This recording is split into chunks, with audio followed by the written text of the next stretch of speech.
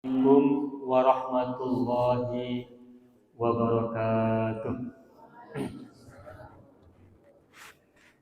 Ramah Bapak Ibu, pada segar insyaallah. Alhamdulillah rabbil alamin.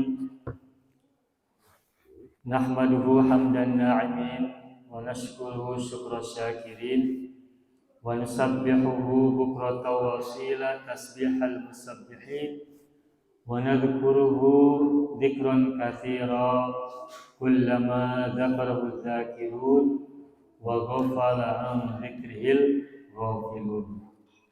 Asyhadu an la ilaha illallah al-malikul haqqul mubin wa asyhadu anna muhammadan abduhu wa rasuluhu as-sadiqul wa'dil amin.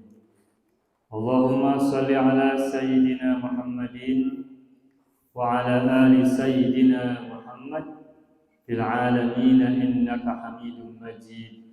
Amma ba'du. Qala Allah Ta'ala fil Qur'anil Karim. A'udzu billahi minasyaitonir rajim. Bismillahirrahmanirrahim. Sasrifu an ayati alladhina takabbaruna fil ardi bighairil haqq wa yaraw kulla ayatin la yu'minu biha wa yaraw sabilar rusydi la yattakhidhuhu sabila wa yaraw sabilal ghayyi yattakhidhuhu sabila dzalika bi annahum kazzabu bi ayatina wa kanu anha ghafilin. Shadaqallahul azim. Bapak-bapak, ibu-ibu, adik-adik sekalian dan juga anak-anak semuanya, marilah kita dengan segenap kesadaran kita, dengan segenap perasaan kita, dengan pemahaman dan perenungan yang kita punya, melesatkan rasa syukur kita kehadirat Allah Azza wa Jalla yang tak pernah henti menganugerahi kita semuanya nikmat-nikmat yang tak pernah jeda dan tak pernah berhenti untuk kita semuanya. Selalu kita berharap kepadanya agar kita tergerak untuk menjadi golongan orang-orang yang bersyukur atas nikmat-nikmatnya kapanpun, dimanapun, dan dalam bentuk apapun. Amin ya rabbal alamin.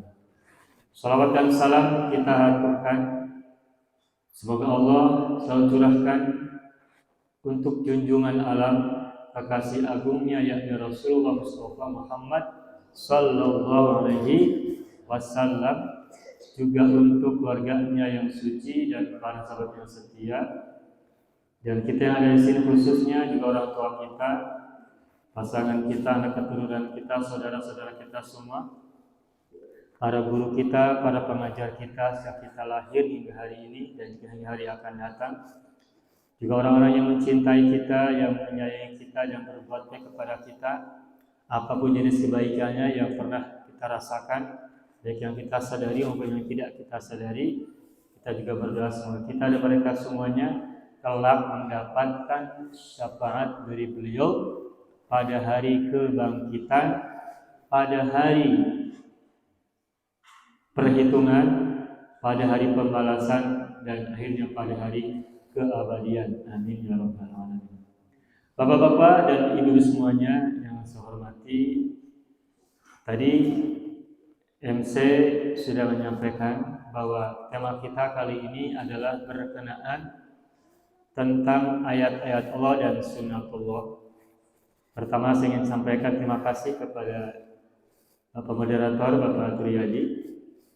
Terima kasih juga pada Bapak Ketua DKM, Ustaz Koko, dan semua, masuk juga panitia yang menghubungi saya beberapa hari yang lalu, Pak Iwan, dan semua yang hadir di sini semuanya, saya ucapkan terima kasih. Mengenai perbedaan antara ayat-ayat Allah dan sunnah-sunnah Allah. Dua istilah ini sering kita dengar dan juga sering kita ucapkan barangkali,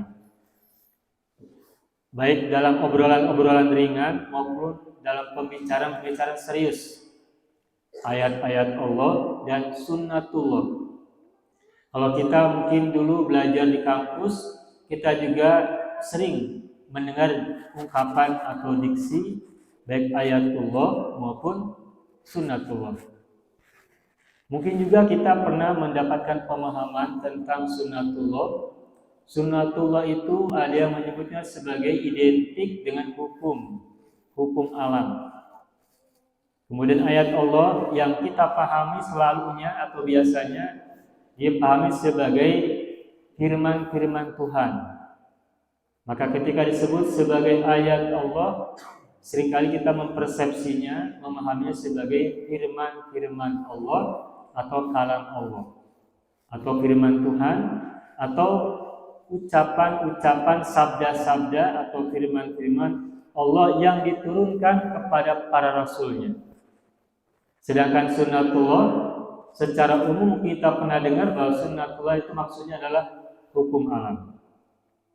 Mungkin pemahaman ini sudah lazim kita pahami dan sudah menyerap dalam pikiran kita hingga ke alam bawah sadar kita, sehingga begitu kita dengar kata ayat disebut dan kita mendengarnya, maka pikiran kita langsung ingat kepada mushaf Al-Quran yang di dalamnya ada beberapa surat, 114 surat yang dalam mushaf ditulis dimulai dari Al-Fatihah hingga surat An-Nas.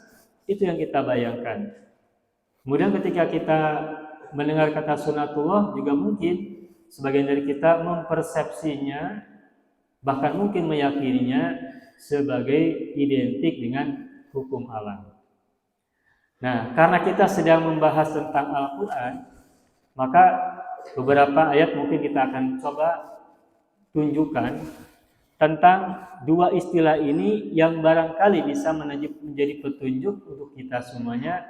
Sebenarnya apa sih yang dimaksud dengan ayat-ayat Allah dan juga apa yang dimaksud dengan sunnatullah.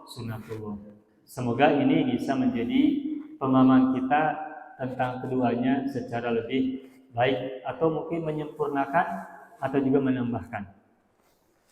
Tadi Ustaz Koko menuntut kita membacakan ayat yang sangat enak kita dengar ya. Suaranya sangat indah dan menggetarkan. Dan tadi pun saya kutip pada saat pembukaan pembicaraan ini ayat yang tadi kita baca bersama-sama. Di situ ada sebuah ayat yang bercerita tentang tema kita kali ini, tentang ayat Allah. Allah menyampaikan dalam Al-Quran, wa yarau kulla ayatin la yu'minu biha wa yarau kulla ayatin la yu'minu biha, yang artinya jika mereka melihat setiap ayat,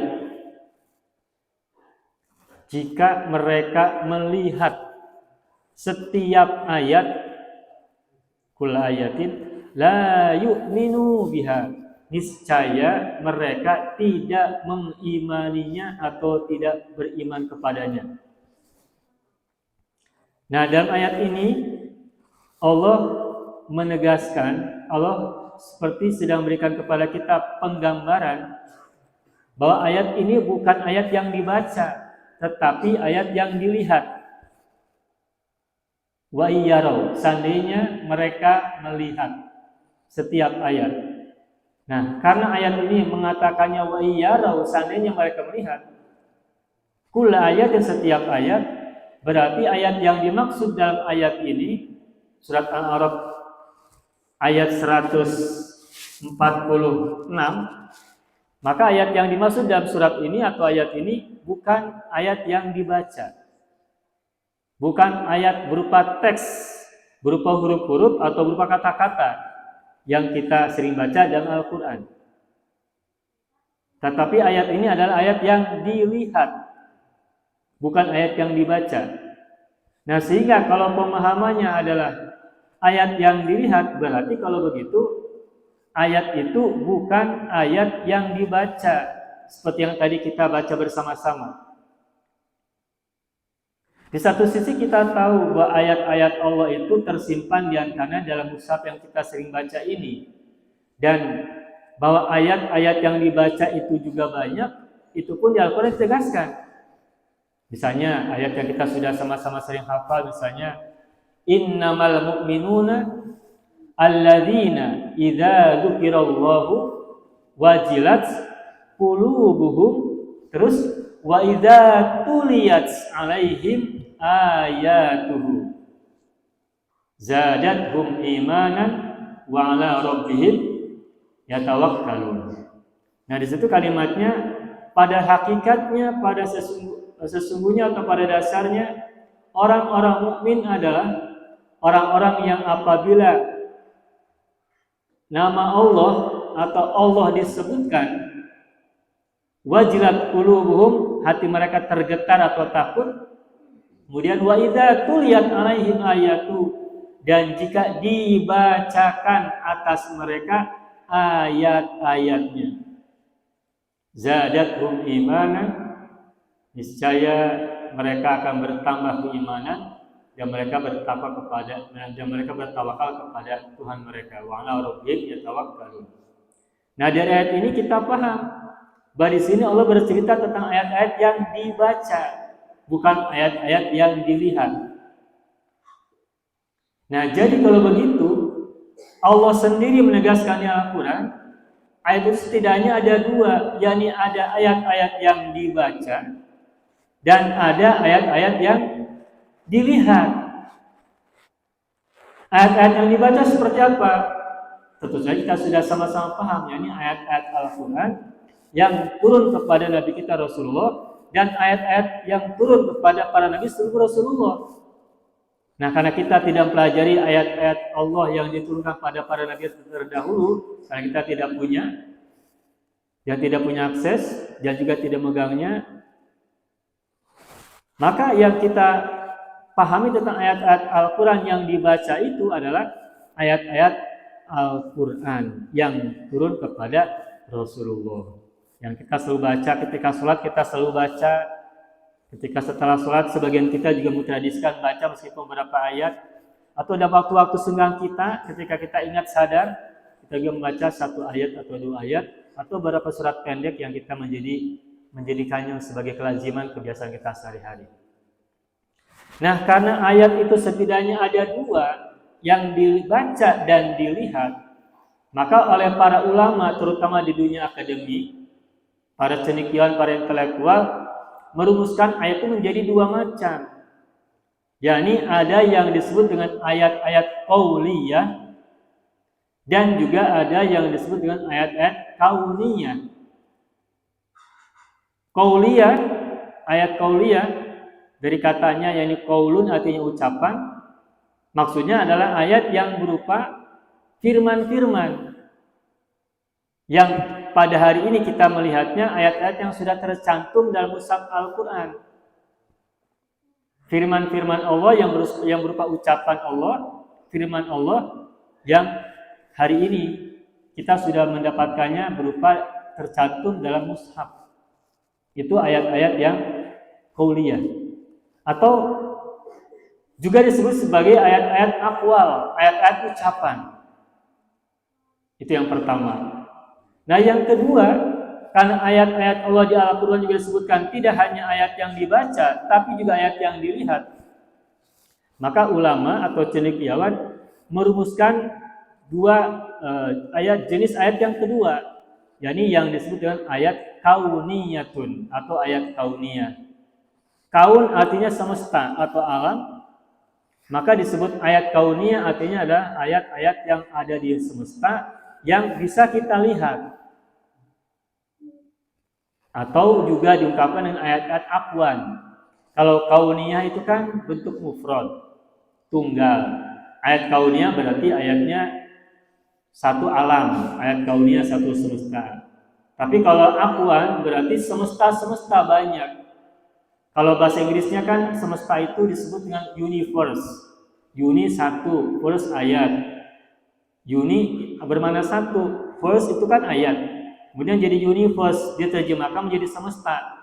Kalau kita preteli satu persatu, uni artinya satu, verse artinya ayat, maka universe itu, semesta itu sesungguhnya adalah satu ayat. Kalau ayatnya banyak, kalau semestanya banyak, maka bukan lagi universe, tapi multiverse. Alam-alam semestanya banyak. dan semesta jagat yang ada di sekitar kita ini hanya satu alam saja, dan itu berarti satu ayat saja. Sedangkan di luar jangkauan kita yang tak terbayang oleh kita, yang tidak pernah terpikir oleh kita, di sana jauh sekali ada banyak universe yang lain, mungkin jutaan, mungkin juga miliaran. Makanya di kalangan akademik juga sudah mulai dimunculkan istilah multiverse, yakni banyak semesta. Dan banyak semesta itu bermakna banyak ayat. Nah, tentu saja kita sebagai manusia yang memahami apa yang kita bisa lihat saja, maka kita mungkin tidak sampai untuk berbicara tentang multiverse di luar sana yang sangat jauh dari jangkauan kita. Itu biarkan para ilmuwan yang mengkaji mereka semua. Nah, sedangkan kita, karena kita adalah orang-orang yang melihat apa yang di sekitar kita, maka ayat-ayat kauniyah itu setidaknya adalah ayat yang bisa kita lihat setiap hari di alam yang bisa kita jangkau, yang kita alami dan kita hidup di dalamnya.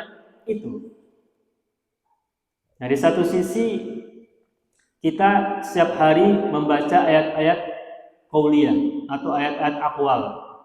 Dan di satu sisi yang lain kita pun merasakan selalu setiap saat adanya ayat-ayat kauniyah.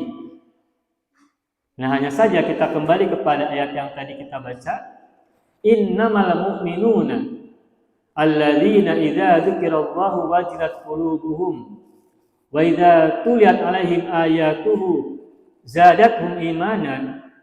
Di situ Allah menyatakan bahwa pada dasarnya orang-orang mukmin itu adalah orang-orang yang apabila Allah disebutkan ke telinga mereka, hati mereka tergetar dan takut, dan jika ayat-ayatnya dibacakan, iman mereka bertambah. Nah, sekarang kita coba analisis, kita coba introspeksi, kita coba masuk dalam kesadaran kita. Tadi kita baca Al-Quran beberapa ayat bersama-sama. Dan setiap hari pun kita baca Al-Quran berulang-ulang setiap sholat, meskipun suratnya sama, berulang-ulang. Nah, sekarang kita marilah bertanya pada diri sendiri, apakah ayat-ayat yang tadi kita baca itu selalu memberikan kepada kita tambahan keimanan, ataukah lempeng-lempeng saja itu? Selama ini kita baca Al-Quran, baik ketika sholat, baca Fatihah dan surat-surat, ataupun pada momentum-momentum khusus seperti sekarang dan sebagainya, apakah ketika kita membaca mushaf Al-Quran, ayat per ayat, surat per surat, itu apakah menambah keimanan kita ketika dibacakan? Itu pertanyaan itu dijawabnya oleh kita masing-masing kan ya? Apakah setiap kali dibacakan surat atau ayat berupa mushaf yang dalam mushaf itu hati kita langsung merasa bertambah iman kita kepada Allah, ataukah karena sudah biasa dibacakan jadi tombolan yang nambah keimanan, bahkan tergetar pun tidak? Ingatkah Allah juga? Mungkin tidak, lempeng saja. Nah, tetapi kemudian ketika kita misalnya di depan kita melihat seseorang yang kita lihat dia menampakkan sesuatu yang membuat kita terpesona, kagum, bahkan tergetar hati kita, bahkan menangis. Dan ketika itu kita berkata, ini adalah keajaiban Allah. Ini adalah kekuasaan Allah. Ini adalah kuasaan Allah di tengah-tengah kita. Ketika itu kita boleh jadi tergetar. Maka kalau begitu ayat yang mana yang lebih membuat kita tergetar? Ayat yang dibaca atau ayat yang dilihat? Sementara kita dengar cerita kisah pada masa lalu, pada masa Rasulullah ketika awal-awal menyebarkan Islam, Rasulullah ketika sedang menyebarkan Islam secara sirron, secara tersembunyi-sembunyi di tahun-tahun pertama beliau menyebarkan risalah, beliau sedang membaca Al-Quran, kalau tidak salah di sebuah rumah namanya rumah Zaid bin Arqam ya kalau tidak salah. Kemudian ada seorang sahabat yang ketika itu belum masuk Islam, dia sedang mencari adiknya, dan ternyata kata informasi adiknya itu sedang berada di rumah, bukan Zaid bin Arqam ya, Arqam bin Arqam, maaf ya. Itu adiknya sahabat ini sedang berada di rumah Arqam bin Arqam, mendengarkan membaca Al-Quran. Siapa yang sedang baca Al-Qurannya? Rasulullah. Nah, sahabat ini datang mengendap-endap di rumah itu, kemudian dia mendengar Rasulullah Muhammad sedang membaca Al-Quran, ayat yang berbunyi Toha ma anzalna alaikal Qur'ana litashqa. Nah, sahabat ini ketika mendengar ayat ini tergetar hatinya dan merasa tersentuh, sehingga kemudian dia menjadi masuk Islam. Kita tahu siapa beliau? Umar bin Khattab. Dan itu salah satu cerita yang kita dengar bahwa di antara atau kisah masuk Islamnya Umar bin Khattab itu adalah ketika itu dia sedang mencari adiknya kemana-mana, takut adiknya itu terbawa oleh Muhammad, oleh Rasulullah. Ternyata benar, adiknya itu sedang berada di rumah di mana Rasulullah sedang mengajarkan wahyu kepada mereka, dan Umar bin Khattab mengendap-endap. Ternyata ketika datang di sebuah rumah itu terdengar oleh telinganya ayat Al-Quran sedang dibacakan. Dan ayat itu ketika dia dengar, muatnya tergetar dan akhirnya kemudian masuk Islam. Nah, tapi kalau untuk kita sekarang, apakah ketika kita mendengar ayat Al-Quran dibacakan langsung muat kita tergetar? Yang bisa menjawab adalah kita masing-masing. Apalagi kalau suaranya suara kita sendiri begitu ya, suaranya tidak enak kita dengar oleh sendiri, maka biasanya itu lempeng-lempeng saja gitu. Tapi begitu ya mohon maaf tadi kita dengar suaranya Ustaz Koko, wah sangat indah, hati itu terasa nyaman, rasa tergetar. Jadi seolah kita juga seperti suaranya, seolah kita tuh tiba-tiba menjadi suara kita tuh seindah suara beliau begitu. Padahal kalau suara beliau sudah berhenti, kita bicara ngaji sendiri, keneh-keneh suaranya kita kembali ke suara kita sendiri gitu ya. Nah seperti itu. Nah jadi ayat-ayat Allah yang buat kita tergetar dan kemudian kita bertambah iman itu ayat yang mana untuk kita? Apakah ayat yang dibaca ataukah ayat yang dilihat? Di depan kita misalnya ada lagi orang yang mohon maaf tubuhnya tidak sempurna, kemudian dia menampakkan suatu perbuatan yang luar biasa yang tidak sanggup dilakukan oleh orang-orang normal, tetapi dia sanggup melakukannya. Itu hati kita langsung tergetar dan terenyuh. Bahkan kita mengucapkan di hati, subhanallah, ini kekuasaan Allah yang sangat luar biasa. Itu lebih menggetarkan hati kita kadang-kadang daripada yang kita baca. Tetapi di sisi yang lain, ada orang yang hanya mendengar bacaan saja tergetar hatinya. Ada orang yang lebih tergetar oleh ayat yang dibacakan, tetapi juga ada orang yang lebih tergetar oleh ayat yang disaksikan. Dan apakah itu sebuah kelemahan bagi kita semuanya? Nah, menurut saya itu tentu saja tergantung kondisi masing-masing. Kenapa Umar bin Khattab merasa tergetar hatinya ketika mendengar ayat Al-Quran dibacakan di sisinya? Berarti karena pada saat itu frekuensi hati dia sedang bisa dan sedang siap untuk menerima firman Tuhan masuk ke dalam hatinya. Tetapi orang-orang yang meskipun sering gak dibacakan Al-Quran kepada dirinya, tapi hatinya tidak membuka diri, tidak tersentuh, ya lempeng-lempeng saja. Dan mungkin kebanyakan orang-orang seperti itu. Karena sudah biasa, maka tidak tergetar. Sama dengan orang-orang penggali kubur. Penggali kubur dulu ketika saya masih kecil, kalau orang masuk ke pemakaman, apalagi di tengah malam, apalagi sudah gelap begitu, kan ada perasaan takut. Takut nggak Bu kalau masuk ke kuburan sendiri malam-malam? Ya kalau nggak takut nanti diuji aja dicek. Apalagi kalau nggak ada cahaya terang begitu ya. Masuk sendirian ke pemakaman, sendirian dinyali gitu, apakah kita merasa takut atau tidak takut? Itu untuk menguji tes aja kemampuan hati kita dalam berada di tengah-tengah kegelapan yang menurut cerita kalau berada di kuburan itu menakutkan. Nah, asumsi kita kalau kita masuk kuburan itu menakutkan. Pertama gelap, keduanya aura tubuh kita beda merasakan ketika berada di kuburan. Nah, tetapi bagi mereka yang sering menggali kuburan, tukang gali kubur gitu, mungkin ada yang menggali kuburan pada pagi hari, ada yang siang hari, ada yang sore hari. Tapi juga karena peristiwanya mengharuskan, boleh jadi tukang gali kubur itu menggali kuburannya pada malam hari. Mungkin bareng-bareng 2 orang, 3 orang. Mungkin karena terpaksa karena tidak ada lagi orang lain, boleh jadi dia tuh menggali kuburannya pada malam hari. Nah, buat dia yang sudah biasa, apakah menggali kuburan di tengah malam di di pemakaman itu, buat dia apakah menakutkan? Mungkin tidak lagi. Kenapa? Sudah biasa. Nah, kita juga sama. Baca Al-Quran ketika pertama kali berkenalan dengan Al-Quran yang kita baca ini, hati itu terenyuh, tergetar, merasakan keindahan yang luar biasa. Hati tergetar gitu, terketuk. Tetapi karena sudah biasa, jadi seperti sesuatu yang sudah biasa saja. Tidak ada getaran, tidak ada aura, dan tidak ada sentuhan yang mampu membuat hati kita merasa terkoneksi dengan ayat-ayat yang dibaca. Nah, tetapi pada saat yang lain, karena kita mungkin jarang melihatnya, begitu melihat sesuatu yang membuat kita takjub dan membuat kita sangat terpesona begitu, maka boleh jadi yang kita lihat saat itu lebih menggetarkan hati kita.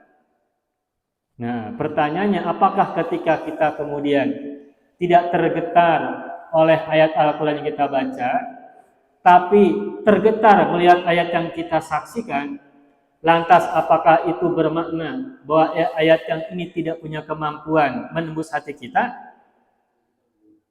Ataukah karena kondisi kita yang sedang tidak terkoneksi dengan apa yang ada di depan kita, baik berupa ayat yang dibaca maupun ayat yang dilihat.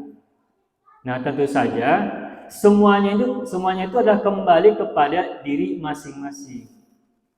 Dan bagi orang yang menginginkan untuk menjalani hidup dengan syukur, maka buat saya pribadi atau yang saya pahami, apapun yang hari ini kita pikirkan dan kita rasakan dan kita nikmati, kita pahaminya tetap dalam konteks kesyukuran. Jika kita hari ini mungkin tergetarnya oleh ayat yang dilihat, oleh ayat kauniyah, maka maksimalkanlah itu sebagai alat untuk mendekatkan kita kepada Allah. Tapi boleh jadi suatu saat tertentu kita merasa tergetar oleh ayat yang dibaca. Misalnya karena yang membawakannya suaranya enak, membawakannya dengan lembut, masuk ke dalam hati kita. Dan jika itu sedang kita rasakan, kita pun menikmatinya. Jadi ketika kita sedang menikmatinya, terus kita eksplorasi jiwa kita untuk terkoneksi dengan Allah ketika sedang mendengarkan ayat yang dibaca. Namun kalau suatu saat kita sedang melihat sesuatu dan tergetar dengan itu, ayat-ayat yang dilihat, maka kita pun merasakannya sebagai sebuah kenikmatan dan silakan kita nikmati sebaik-baiknya saat itu. Jadi tidak sedang membandingkan antara satu dan yang lain, karena dua-duanya adalah ayat Allah.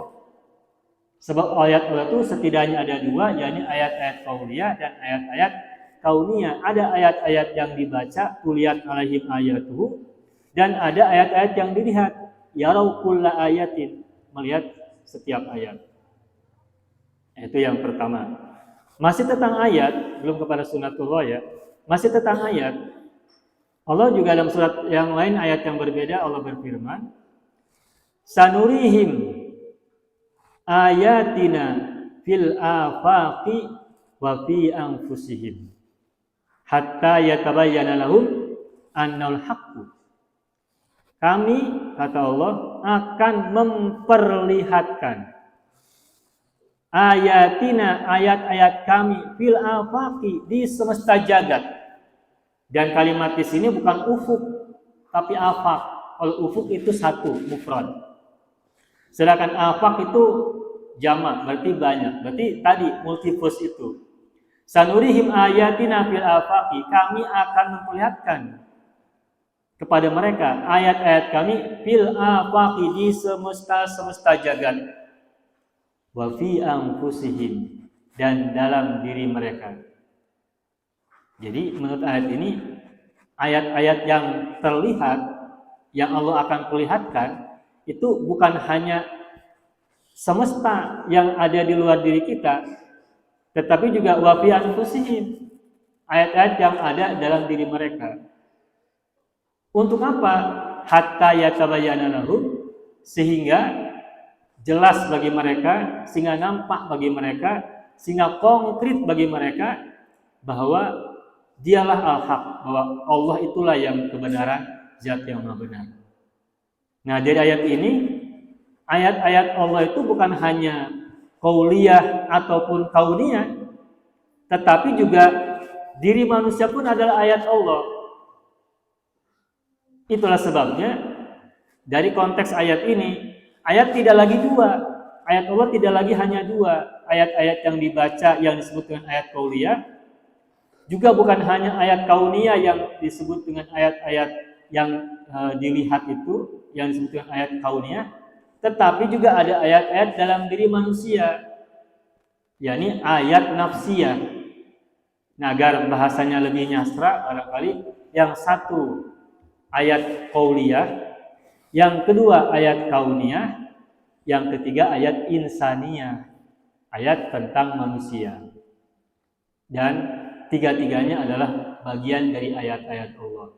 Kalau kita membaca kajian akademis tentang dunia tasawuf misalnya, insan itu manusia ya, itu memang bagian dari alam. Sehingga disebutkan bahwa manusia itu adalah alam kecil. Dan karena manusia dan alam itu bersatu, tidak pernah terpisah, maka alam juga disebut sebagai manusia besar.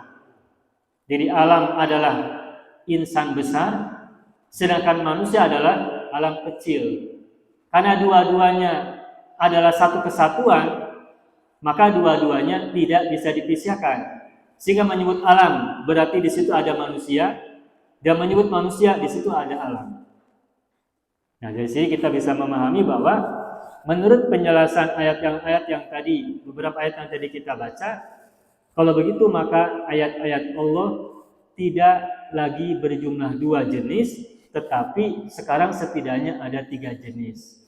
Yakni pertama, ayat-ayat yang dibaca yang disebut dengan ayat qauliyah. Yang kedua, ayat-ayat yang dilihat, yakni ayat-ayat kauniyah. Dan ketiga, ayat-ayat yang dirasa dalam diri kita, yang diamati, yang direnungi, dihayati, kahartos sareng karaos. Apa itu? Ayat-ayat yang ada dalam diri kita, atau yang disebut dengan ayat insaniyah atau ayat nafsiyah. Dan tiga-tiganya berfungsi untuk menyentuhkan seseorang hati mereka untuk merasa terkoneksi dengan Allah, dekat dengannya kalau sedang hatinya mood, kalau hatinya sedang memiliki frekuensi yang dekat. Tetapi tiga ayat ini kalau hati manusianya sama-sama tidak sedang terkoneksi, frekuensinya sedang tidak baik, maka ayat yang meskipun dekat dalam dirinya pun tidak terasa menggetarkan dirinya, tidak merasa menghanyutkan ataupun membuat dirinya tersentuh dan terkoneksi kepada Tuhan, kepada Allah Subhanahu. Itu pembahasan tentang ayat. Dan sekadar penutup untuk tentang ayat, dari segi bahasa secara etimologis, ayat sendiri artinya adalah tanda. Ayat itu tanda. Maka ketika kita misalnya berada di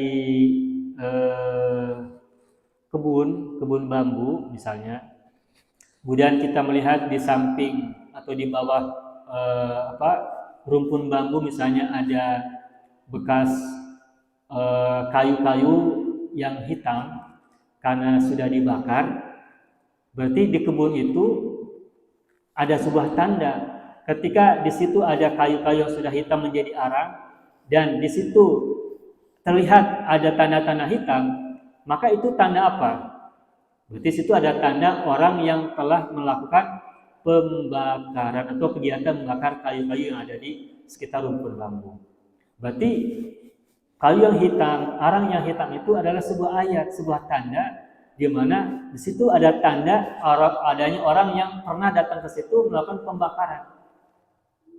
Atau juga misalkan kalau kita ke tempat yang lain, ketika misalkan kita melihat ada halaman kita, jalan, biasa ada banyak pohon, sedang musim gugur, musim kemarau, banyak pohon, banyak daun-daun yang jatuh, balak kan kotor ya. Balak itu apa? Ya kotor gitu ya, kotor gitu. Ewu bahasa Jawanya ewu, bahasa Sundanya balak. Nah tapi kemudian ketika kita lewat ternyata bersih. Nah bersihnya jalan meskipun di bawah pohon yang rindang dan daunnya banyak rontok berguguran, tapi saat kita lewat itu ternyata bersih. Itu kan sebuah ayat, sebuah tanda. Apa tanda itu yang diceritakan oleh tanda itu? Berarti ada orang yang telah menyapu, membersihkan. Nah, begitupun alam semesta ini. Alam ini kan ada. Kan tidak mungkin alam ini ada kalau tidak ada yang mengadakan kan?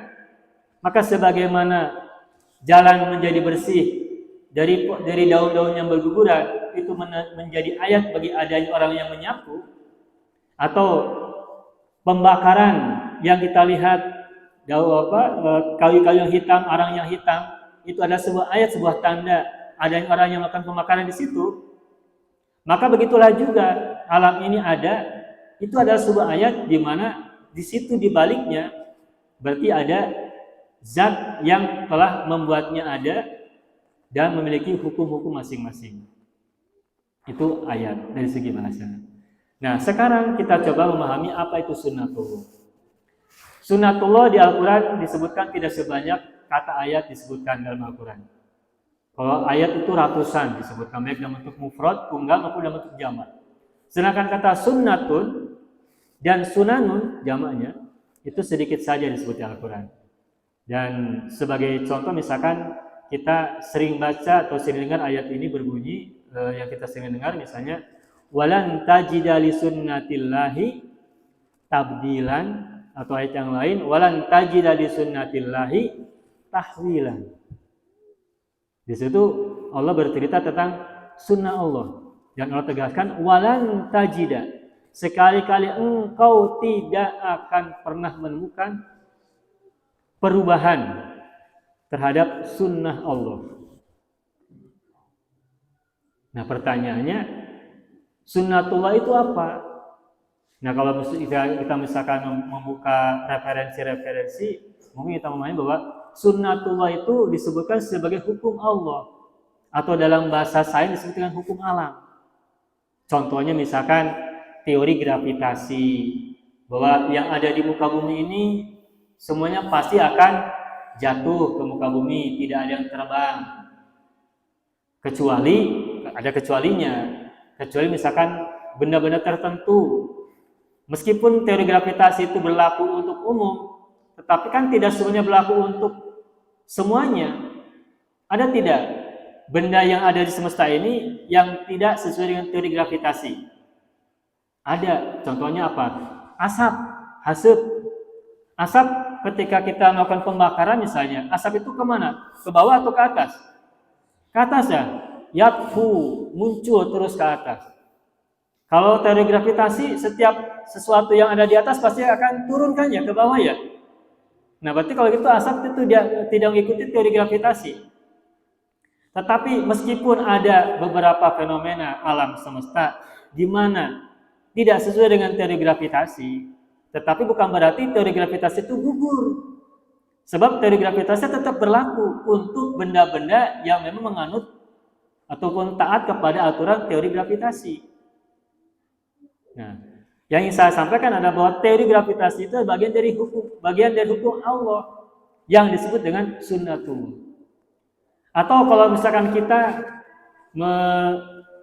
mencemplungkan apa ibu bahasa Indonesianya? Menenggelamkan ya. Ini gelas kita mencemplungkan ke air gitu ya, menenggelamkan ke air. Gak usah didedetkan, ditaruh aja di atas air. Ini kira-kira gelas ini akan ngambang atau akan tenggelam? Tenggelam ya, akan tenggelam. Tapi kalau kita misalkan cemplungkan plastik ke air, apa yang terjadi? Tenggelam ataukah ngambang? Nah, kenapa bisa beda? Di satu sisi ada benda yang kalau dimasukkan ke air itu nyemplung lalu tenggelam, tapi ada benda yang lain ketika dicemplungkan ke air itu ngapung. Ngambang, bukan ngapung. Ngambang ya, ngambang. Nah, apa teorinya dalam teori fisika? berat jenis kan. Ketika benda yang kita masukkan ke itu beratnya lebih besar, lebih berat daripada air, maka benda itu tenggelam. Ketika berat jenis benda itu lebih hampang, lebih ringan daripada air, maka dia ngambang. Maka ditemukan teori tentang teori berat jenis. Nah, teori berat jenis itu masuk dari hukum Allah bukan? Hukum Allah. Nah, itu disebut dengan sunnatullah. Jadi kalau airnya adalah ayat Allah, angin ayat Allah, api ayat Allah, semesta ini adalah ayat Allah. Tetapi aturan-aturan sistemik yang mengatur semesta ini, sebagaimana yang kita rasakan, kita lihat, dan kita hayati, itulah yang disebut dengan hukum Allah. Nah, hukum Allah itulah bahasa yang lainnya disebut dengan sunnatullah. Nah, sunnatullah sendiri terdiri dari dua kata, sunnatun dan Allah. Sunnah secara bahasa artinya adalah kebiasaan. Kalau dalam bahasa Inggris disebut dengan tradition. Hadis Nabi atau sunnah Nabi itu disebut dengan tradition of the prophet. Kebiasaan Rasulullah. Kebiasaan Nabi. Nah, di semesta ini pun ada kebiasaan-kebiasaan yang telah Allah gariskan terus berulang-ulang terjadi. Karena Allah yang menciptakan aturan itu, kebiasaan-kebiasaan itu, maka kebiasaan-kebiasaan itu disebut dengan sunnatullah. Nah, kalau kita dengar penjelasan, mungkin sunnatullah itu berkaitan dengan hukum-hukum alam yang berkaitan dengan kosmologis, dengan semesta, dengan benda-benda. Tetapi kalau kita amati di Al-Quran, itu ada banyak ayat yang bercerita bukan tentang alam semesta, tetapi Allah sebutkan itu sebagai sunnatullah. Contoh, saya baca misalnya yang gini. La yu'minuna bihi wa qad khalat sunnatul awwalin. Mereka tidak beriman kepada Allah, kepadanya, padahal wa qad khalat sunnatul awwalin, telah berlalu sunnahnya orang-orang terdahulu.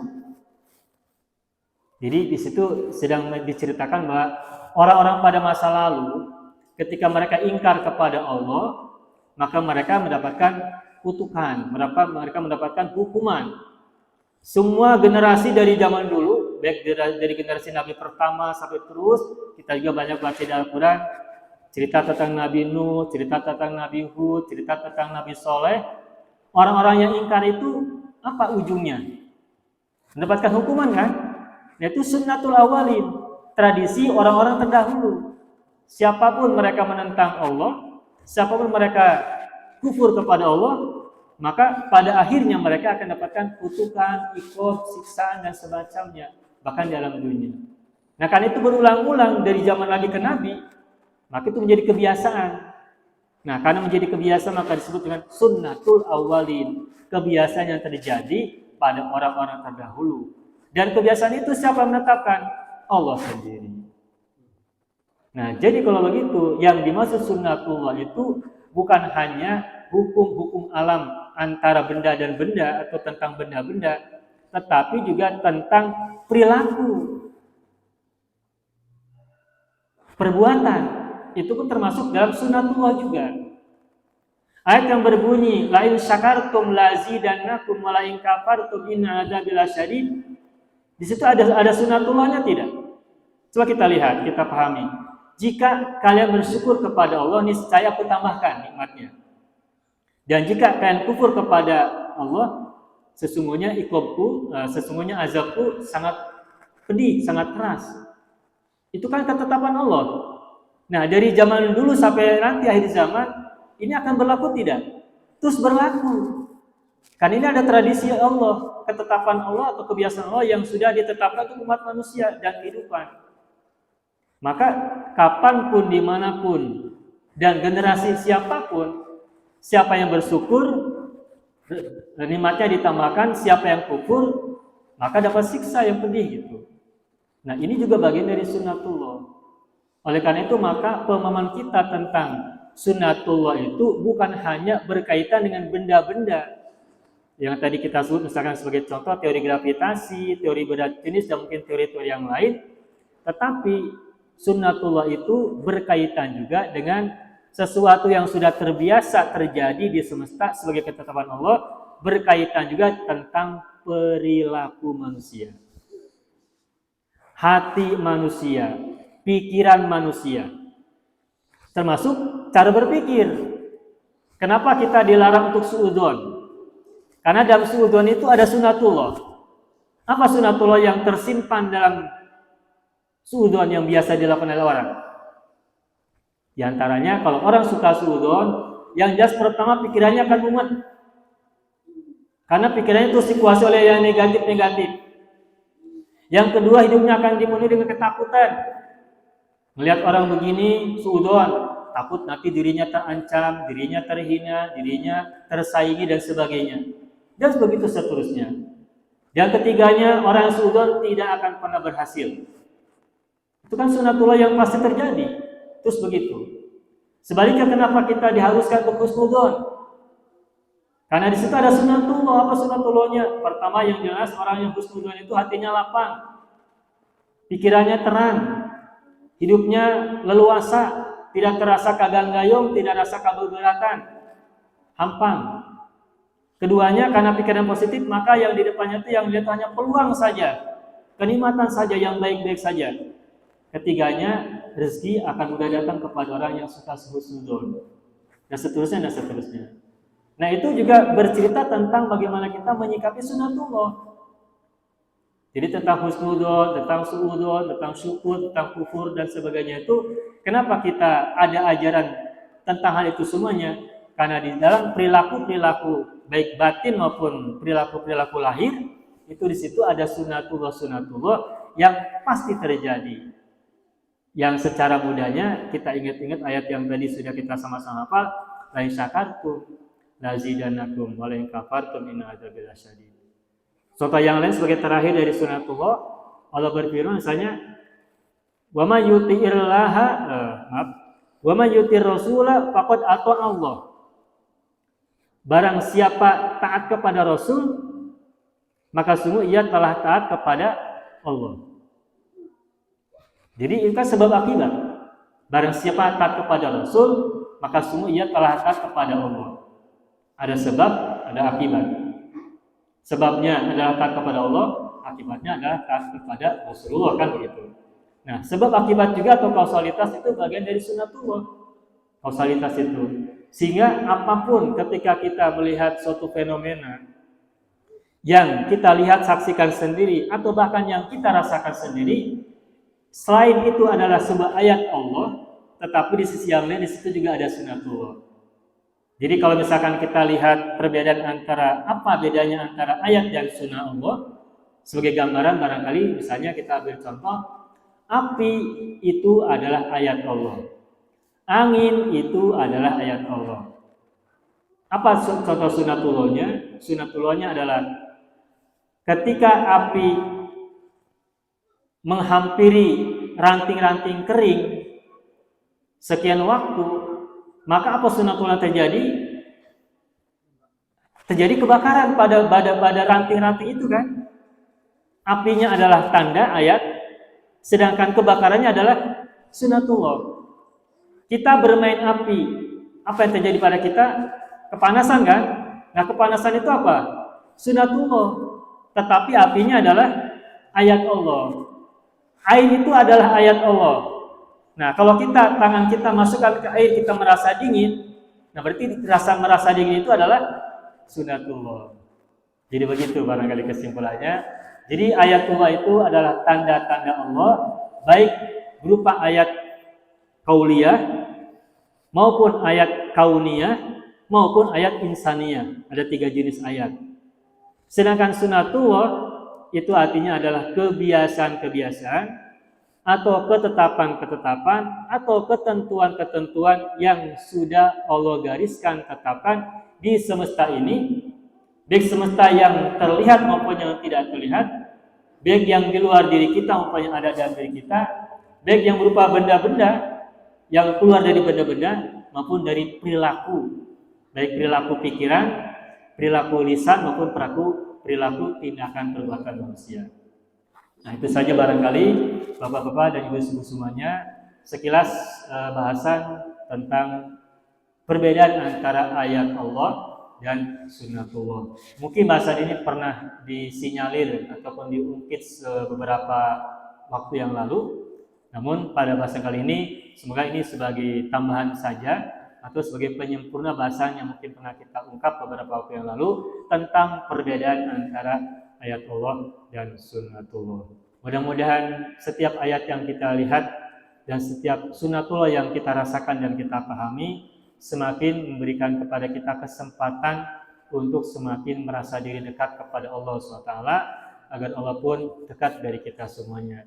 Karena Allah selamanya dekat dari kita, tapi dekat atau jauhnya Tuhan dari kita bagaimana kita kepadanya. Kita dekat kepadanya, dia akan dekat kepada kita. Kita jauh darinya, maka dia pun akan jauh dari kita. Sebagaimana lagunya Bimbo ya Bu ya. Aku dekat, engkau dekat. Apa lagi? Aku dekat, engkau dekat, gitu ya. Lagu Bimbo ya gitu. Ya, itu saja sebagai apa yang bisa saya sampaikan. Terima kasih Bapak Ibu semuanya atas segala perhatian, kebersamaan dan interaksinya, dan juga mohon maaf atas segala kekurangan, kehilapan dan kekeliruan atau juga mungkin kelupaan. Nakhtatim Allahumma shalli ala sayyidina Muhammad wa ala ali sayyidina Muhammad. Assalamualaikum warahmatullahi wabarakatuh.